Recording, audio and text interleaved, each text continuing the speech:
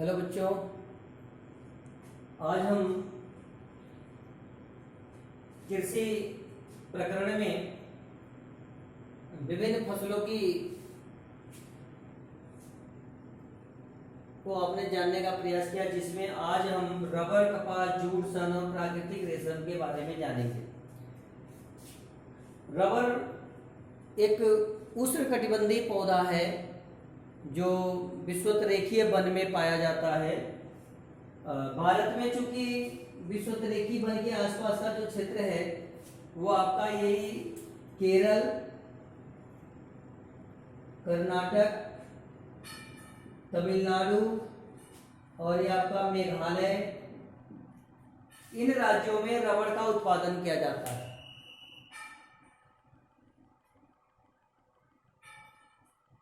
इससे रबर का एक पौधा होता है जिससे दूध निकलता है, जिसको हम लेटेक्स बोलते हैं, उसके द्वारा रबर का उत्पादन किया जाता है और इससे हम अपनी आवश्यकता से संबंधित बहुत सारी वस्तुओं का, यानी यह रबर जो है हमारे जीवन का एक तरह से हिस्सा बन चुका है। इसी तरह से कपास जो है, यानी भारत में सबसे पहले यदि किसी उद्योग का विकास हुआ तो वो वस्त्र उद्योग का विकास हुआ, जिसमें रॉ मटेरियल के रूप में हम कपास का प्रयोग करते हैं।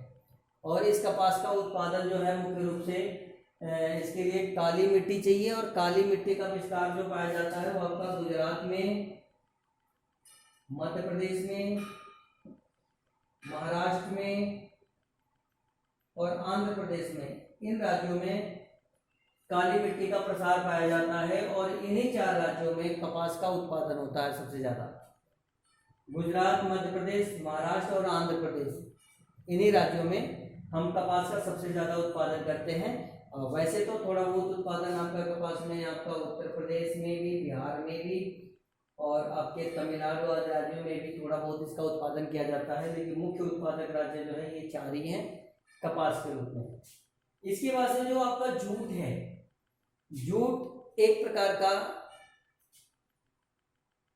पौधा होता है जो डंठल की बात, यानी अरहर का पौधा आपने देखा होगा, अरहर का जिससे दाल निकलता है, अरहर की दाल, उसी के जैसा पौधा होता है। मोटे मोटे डंठल होते हैं और इस डंठल को क्या किया जाता है कि इसको पानी में सड़ाया जाता है। सड़ाने के बाद से जो उसके ऊपर का जो छिलका निकलता है, वो छिलके से जो रेशे प्राप्त होते हैं उससे हम विभिन्न प्रकार के, जैसे कालीन बनाते हैं, चटाई बनाते हैं, टाट की बोरी बनाते हैं, जूट की रस्सी बनाते हैं।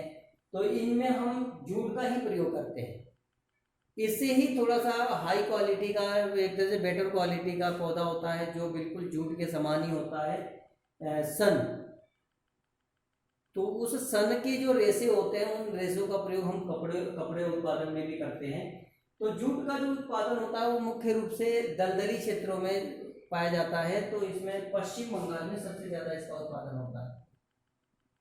पश्चिम बंगाल, आपका बिहार, उड़ीसा और इधर असम, इन 4 राज्यों में जूट का उत्पादन किया जाता है।